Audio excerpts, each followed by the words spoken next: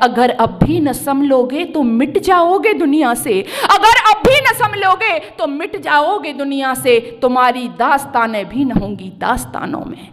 आज हम क्या कर रहे हैं? मैंने देखा अपने बच्चों को अपार वेदना होती है, काले गंडे ताबीज किससे पढ़वा करके? मौलवियों से पढ़वा करके। काले गंडे ताबीज डोरे, या हमारी संस्कृति नहीं है बहनों, सज्जनों, हमारी संस्कृति नहीं है। हमारी संस्कृति में मैंने कहा ना, यज्ञोपवीत पहनाया जाता था बच्चों को, चोटी रखते थे बच्चे। लेकिन आज तो ये बच्चे नहीं ना, आप लोग कर रहे हो ना, ये काले गोले गंडे पढ़वा करके लाते हो, बच्चों के गले में लटका देते हो, उनको पहना देते हो। कभी बताया कि आपको यज्ञोपवीत पहनना है? कभी बताया कि चोटी रखनी है? और क्या कर रहे हो आप? दरगाहों पर जाकर के मेरी माताएं बहनें सभी लोग, ये जो बावले हुआ जा रहा है कुनबा, क्या करते हैं? मस्तक झुकाते हैं, चादरें चढ़ाते हैं वहां जाकर के। मैं विचार करती हूं, जिस कौम के पास में 33 कोटि देवी देवता, और वो भी कम हो गए अब आपके लिए, उनसे भी तृप्ति नहीं है, और उनकी दरगाहों पे जाकर के चादरें चढ़ाते हैं, वहां पर शीश झुकाते हैं, मन्नतें मांगते हैं। अरे जरा विचार करिए, अपने बुद्धि के तंतु खोलिएगा।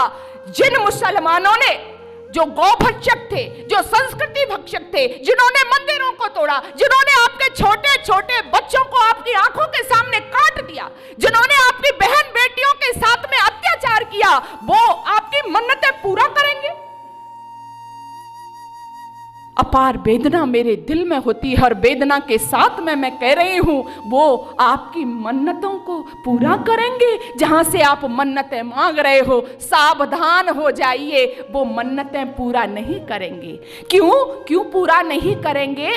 कि उनकी जो कुरान है ना, कुरान उनकी, दावे के साथ मैं कह रही हूं, उनकी जो कुरान है, कुरान की आयत संख्या 29 सूरा तौबा में साफ लिखा है कि ए कुरान पर ईमान न लाने वालों, क्या लिखा है? ए कुरान पर ईमान न लाने वालों, ए अल्लाह ताला को न मानने वालों, ए मोहम्मद साहब को न मानने वालों, क्या होगा? तुम्हारा कत्ल होगा, तुम्हारे सिर काट दिए जाएंगे। कब काट दिए जाएंगे? जब हम बहुसंख्या में होंगे तुम्हारे क्षेत्रों में। कौन कह रहा है इस बात को? कौन कह रहा है? कुरान। जो वो माइक लगा के जब बजता है ना, हम आपको क्या लगता है? हमको लगता है कि जैसे हम अपने मंदिरों में हरे रामा हरे कृष्णा राम राम हरे हरे, यानी हम जो अपने इष्ट की जो उपासना करते हैं, तो ये भी अपने इष्ट की इबादत कर रहे होंगे। लेकिन वो इष्ट की इबादत नहीं कर रहे, वो आपके क्या?